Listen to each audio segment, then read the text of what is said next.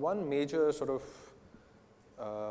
force that will act on the idea of South Asia is China's Belt and Road Initiative. And I know you've done a report where you reflect on that as one of the major trends that will impact South Asia going forward.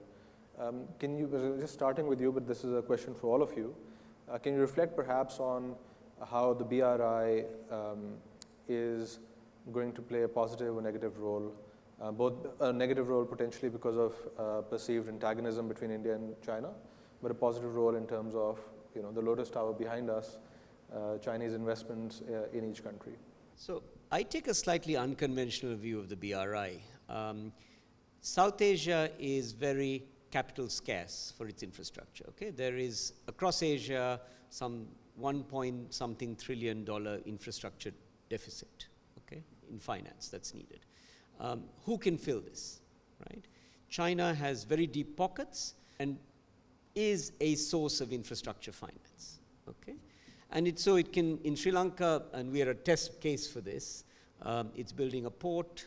It's building a port city, which I hope you all get a chance to see. It built an airport. It's building many highways. It can provide that kind of finance. Okay, so and it does it in a kind of a turnkey manner, right? So you go to China, you say you want something, you get it, and you get it ahead of schedule, and it's built by Chinese. Okay, now therein lies the dilemma. What are the linkages that the local economy can get from this?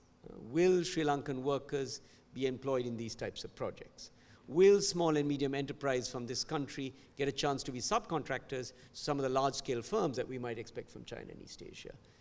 Can indeed Sri Lanka service the debt that we're taking on because these loans have variable interest rates, often at market-determined rates and so on?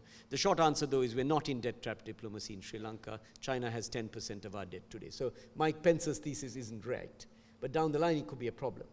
So I think providing we do our homework in a country like Sri Lanka, and indeed in some of the others, China can be a powerful engine of growth along with others, the World Bank, India, many others, Japan.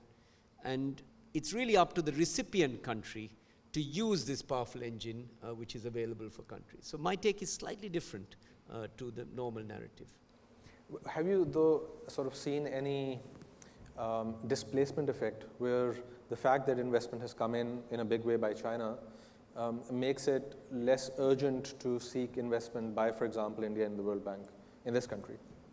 So in Sri Lanka, our investment to GDP ratio is insufficient for the kind of growth rate we want. We have 4% or thereabouts growth. To deal with the inequality problem that we have, which is a growing issue, I think our Gini is something like 39.5% compared to 30-odd% some time ago, so it's rising. We need growth rates of something like at least 6% to 7% plus, right? So we have this big deficit. I think we'll need this from all kinds of sources, and the real question is, can we pay for it, right? In the Sri Lankan case, the problem is not so much the debt to GDP ratio, which is around 78%, or the debt servicing, which is around 16% today, but the fact that half this debt, service and so on, is in foreign currency. Okay? And 1/3 of it is maturing in the next few years. So we have a kind of a bunching problem, right? And we are very exuberant in our public expenditure. And you know, I think that's a very nice thing to give people: free health, free education, free subsidies of all kinds. But the question is, can we afford it?